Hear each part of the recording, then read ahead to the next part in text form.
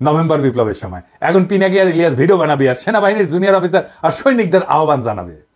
দুই না পাল্টাইছে।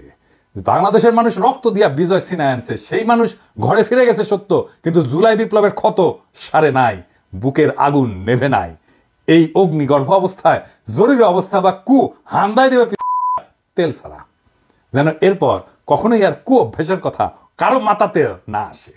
আমাদের কাজ ফ্যাসিবাদের দোসরদের দাবরানির উপরে রাখা। আপনাদের চোখে পড়তেছে না হয়তো, কারণ এই কথাগুলো প্রকাশ্যে বলার বিষয় না, কিন্তু অনেক কাজ পিছনে হইতেছে। এইগুলা বেকুব কর্মীগুলো জানে না সারা দুনিয়ায় হাসিনার পরিবার আর তার পলায় যাওয়া আওয়ামী লীগারদের উপরে কি নাইমে আসতেছে, এটা আওয়ামী লীগ আর আওয়ামী লীগের নেতা কর্মীরা হাসিনা কল্পনাও করতে পারতেছে না। আওয়ামী লীগের কর্মীরা যারা ফাল পেতেছে, আপনাদের বলি ভালো হইয়া যান, অযথাই নিজের বিপদ ডেকে আনিচ্ছেন। আমরা দয়া কইরা, একদম দয়া কইরা, মায়া কইরা প্রাপ্যটা দেইনি, ফাল পাইরেন না। আমি প্রত্যেকটা অঞ্চলে আওয়ামী লীগের কর্মীদের গণ ক্ষমা চাওয়ার আহ্বান জানাইতেছি, আর কখনো করব না। তাইলে এদের তরপানি কমবে। এদের কোথায় পাবেন? আমরা একটা ওয়েবসাইটের কাজ করেছি, চলিচ্ছে, ওইটায় হাসিনার ফ্যাসিবাদের সকল সহযোগীর আমলনামা থাকবে। আওয়ামী লীগ, ছাত্রলীগ, যুবলীগের সব কমিটির নাম থাকবে, ছবি সহ, রেফারেন্স সহ, নাম ধরে ধরে সার্চ করা যাবে, বাংলা এবং ইংরেজিতে। বিভিন্ন ক্যাটাগরিতে থাকবে এমপি, দামি নির্বাচনের এমপি, সকল কমিটির সদস্য, সকল ব্যবসায়ী, সাংবাদিক, শিক্ষক, ডাক্তার, কৃষিবিদ, আমলা, পুলিশ, যারা যারা এই ফ্যাসিবাদের দোষর ছিল সবার নাম থাকবে। এবং এখনো ফ্যাসিবাদের দালালি করে যাইতেছে দেশে এবং বিদেশে, সবার। কাজটা বড়, টাইম লাগবে, ফান্ড লাগবে। রাজনৈতিক দলগুলোর বা সরকারের তো করার কথা ছিল, তারা তো অন্য কাজে ব্যস্ত। কাজ শুরু হয়ে গেছে। এর মধ্যে আমরা যুক্ত করব কারা কারা আওয়ামী লীগারদেরকে আশ্রয় দিছে, পুনর্বাসিত করছে, তাদেরও নাম থাকবে।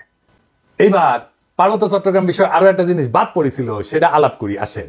গুরুত্বপূর্ণ বিষয় করে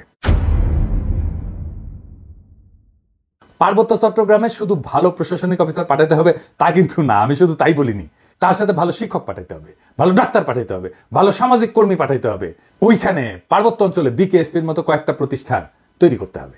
পাহাড়ি ছেলে মেয়েদের শরীরে শক্তি আর এনার্জি বেশি থাকে, পাহাড়ি পথে চলাচল করে, কঠিন পরিশ্রমের জীবন, এই জন্য শরীরে এনার্জি বেশি, মেদ কম। এছাড়া এরা সব অর্গানিক খাবার খায়, কিন্তু ভালো খাবার খায়, তাই দেখবেন অনেক খেলোয়াড় বের হয় ওদের মধ্যে থেকে। আপনি বিকেএসপি করেন কয়েকটা, আমি বাজি ধরতে রাজি আছি, ওদের অনেকেই অলিম্পিকে মেডেল জিতবে 10 বছরের মধ্যে। পাহাড়ি তরুণ যুবকেরা খেলায় যুক্ত হবে ব্যাপকভাবে, উৎসাহ নিয়া। তারা যদি অলিম্পিকে মেডেল জেতে, যাই জিতুক, সোনা, রূপা, ব্রোঞ্জ, যেটাই জিতুক, সেটাই তো প্রথম হবে বাংলাদেশে, তাই না? ওই পাহাড়ের ছেলে মেয়েকে সমতলের মানুষ মাথায় তুলে নাচবে। আপনার কোনো পরিশ্রম নাই, বুঝানোর দরকার নাই, সেমিনার সিম্পোজিয়াম করে মাথায় টাক ফেলায় দেওয়ার দরকার নাই। খেলাই হয়ে উঠতে পারে পাহাড়ি আর সমতলের ঐক্যের প্রতীক। বিশাল কাজ হয়ে যাবে। আরে ভাই, রাজনীতি তো আছে, কিন্তু আপনার আগ্রহ, উৎসাহ, মোটিভেশনের একটা জায়গা লাগবে তো, যেটা নিয়ে আপনি আনন্দিত হবেন, যেটা নিয়ে আপনি আপনার জীবনের সমস্ত দুঃখ কষ্ট ভুলে যাবেন। আপনার দুঃখ কষ্ট ভুলে ফেলার প্রতীক হয়ে উঠবে ওই পাহাড়ের ছেলেটা যে অলিম্পিকে একটা মেডেল নিয়ে আসছে।